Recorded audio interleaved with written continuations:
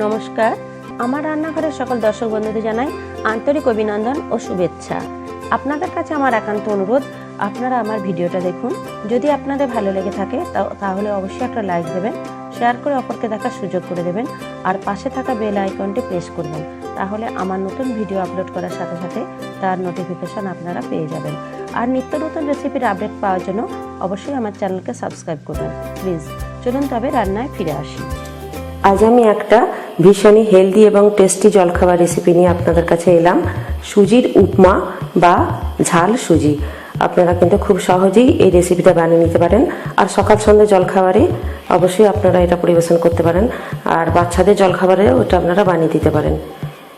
এই সুজির উপমা বানানোর জন্য আমি এখানে 1 বাটি সুজি নিয়েছি, একটা গাজর কুচিয়ে নিয়েছি সরু সরু করে, এখানে একটা বড় সাইজের পেঁয়াজ কুচি করে নিয়েছি, একটা টমেটো ছোট ছোট করে কুচি করে নিয়েছি, একটা আলু কেটে নিয়েছি, কয়েকটা বিনস এরকম ছোট ছোট করে কেটে নিয়েছি, আর একটা ক্যাপসিকাম ছোট ছোট কুচি করে কেটে নিয়েছি। এছাড়া নিলাম কিছু ধনেপাতা কুচি, 4টে কাঁচা লঙ্কা কুচি, 2টো তেজপাতা, 4টে এলাচ, আর কয়েকটা কারি পাতা। অবশ্যই এটা অপশনাল, আপনারা চাইলে নাও এটা দিতে পারেন। গাওয়া ঘি নিয়েছি, আর প্রয়োজন মতো নুন আর চিনি। এছাড়া কিছু ড্রাই ফ্রুটস নিয়েছি, কাজু বাদাম, কিছু চীনা বাদাম, আর কয়েকটা কিশমিশ। আর রিফাইন তেলে রান্নাটা করব। প্রথমে আমি একটা তাওয়া বসিয়েছি গ্যাসে।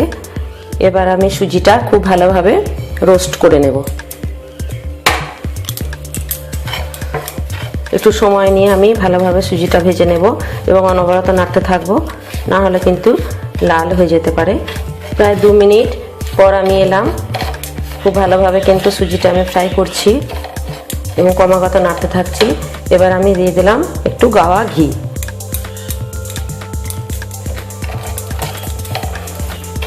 ভীষণই কিন্তু হেলদি এবং টেস্টি রেসিপি এটা। আপনারা খুব সহজেই বানিয়ে নিতে পারবেন, আর খুব অল্প সময়ের মধ্যেই বানিয়ে নিতে পারবেন। আর বাচ্চাদের জলখাবার নিয়ে ভীষণই সমস্যা হয়, কিন্তু এই ঝাল সুজি বানিয়ে দিলে দেখবেন বাচ্চারা কিন্তু খুব অল্প সময়ে টিফিন শেষ করে ফেলেছে। এইভাবে কিন্তু সুজিটা গাওয়া ঘি দিয়ে আমি আরেকটু ফ্রাই করে নিচ্ছি। সুজিটা কিন্তু পুরো ভাজা হয়ে গেছে, খুব সুন্দর সুগন্ধ উঠেছে, আর দেখুন কালারটাও চেঞ্জ হয়ে গেছে। এবার সুজিটা আমি একটা জায়গায় ঢেলে নিচ্ছি। এবার গ্যাসেতে কড়াই বসিয়েছি, একটু রিফাইন তেল দিয়ে দিয়েছি। এবার প্রথমে আমি ড্রাই ফ্রুটসগুলো একটু ফ্রাই করে নিচ্ছি। কাজু বাদাম আর চীনা বাদাম দিয়ে একটু ফ্রাই করে নিচ্ছি। বাদামগুলো ফ্রাই করে তুলে নিচ্ছি। বাদাম ফ্রাই হয়ে গেছে। এবার দিয়ে দিলাম একই সাথে কিশমিশ। সমস্ত ড্রাই ফ্রুটস কিন্তু ফ্রাই হয়ে গেছে। এবার আমি আস্তে আস্তে তুলে নিলাম।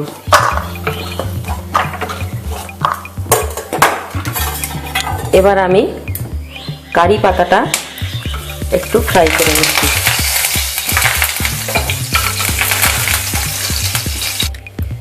কারি পাতা ফ্রাই হয়ে গেছে। এবার দিয়ে দিলাম এলাচ আর তেজপাতা। এবার এক এক করে সবজিগুলো ফ্রাই করে নেব। প্রথমে পেঁয়াজ দিলাম,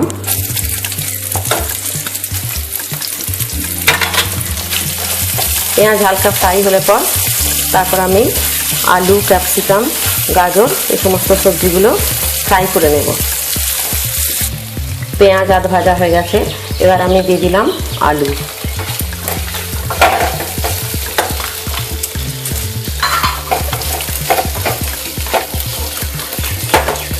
আর দিয়ে দিলাম গাজর।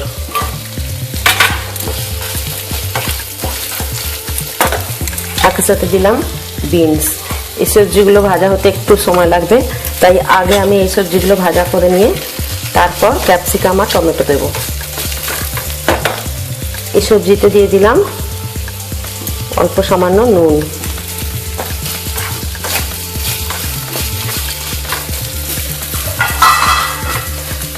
ঢাকনাটা ঢেকে দিলাম। কিছু প্রায় 2 মিনিট পর ফিরে এলাম। সবজিগুলো প্রায় আধ ভাজা হয়ে গেছে। এরপর আমি দিয়ে দিলাম ক্যাপসিকাম টমেটো কুচি আর দিলাম কাঁচা লঙ্কা।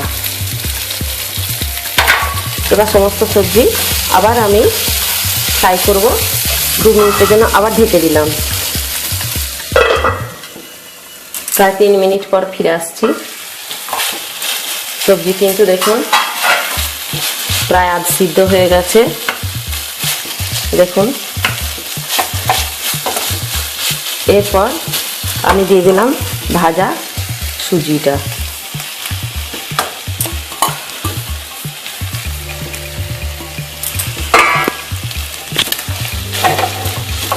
এবার সুজির সাথে সমস্ত সবজিটা আবার ভালোভাবে ফ্রাই করে নিচ্ছি।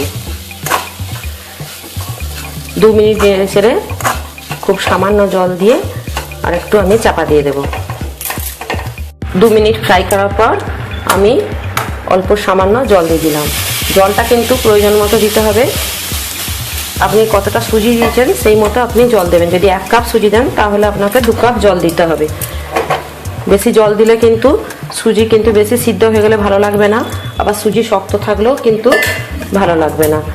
ঠিক প্রয়োজন মতো জলটা দিয়ে আমি ঢাকনাটা ঢেকে দেব। আর একটু আমি নুন দিয়ে দিলাম, দিয়ে আমি আর কিছুক্ষণের জন্য ঢাকনাটা ঢেকে দিলাম।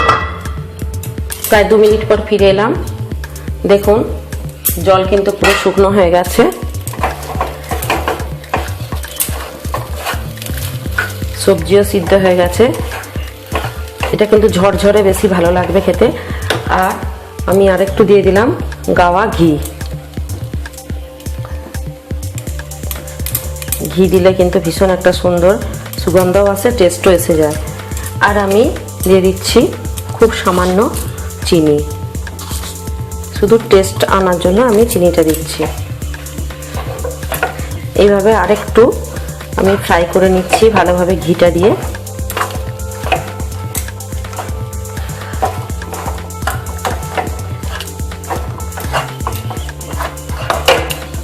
ঝরঝরে কিন্তু বেশি ভালো লাগে। সবজি গলে গেলে কিন্তু ভালো লাগবে না, কোনো টেস্ট পাওয়া যাবে না।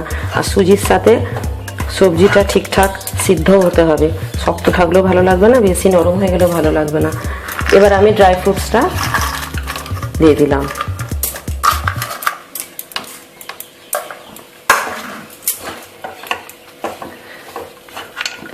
একদম তৈরি হয়ে গেছে আমার রেসিপি সুজির উপমা বা ঝাল সুজি। এবার গ্যাসটা আমি বন্ধ করে দিচ্ছি। তৈরি হয়ে গেছে সুজির উপমা। সবার শেষে আমি ধনেপাতা কুচি ছড়িয়ে নামিয়ে নিলাম। তৈরি হয়ে গেছে আমার রেসিপি সুজির উপমা বা ঝাল সুজি। এবার আমি গরম গরম সার্ভ করছি।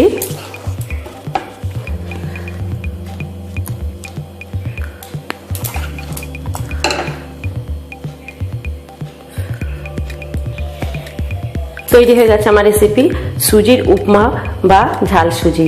আমার এই রেসিপি যদি আপনাদের ভালো লেগে থাকে তাহলে অবশ্যই আপনারা বাড়িতে বানাবেন। কেমন হলো লাইক বা কমেন্টের মাধ্যমে আমাকে জানাবেন। শেয়ার করে অপরকে থাকার সুযোগ করে দেবেন। আর এরকমই অন্যান্য রেসিপি পাওয়ার জন্য আমার চ্যানেলকে কিন্তু অবশ্যই সাবস্ক্রাইব করবেন প্লিজ। আমি আসছি পরে আরও অনেক এরকমই অন্যান্য রেসিপি নিয়ে। ধন্যবাদ। ভালো থাকুন, সুস্থ থাকুন। নমস্কার।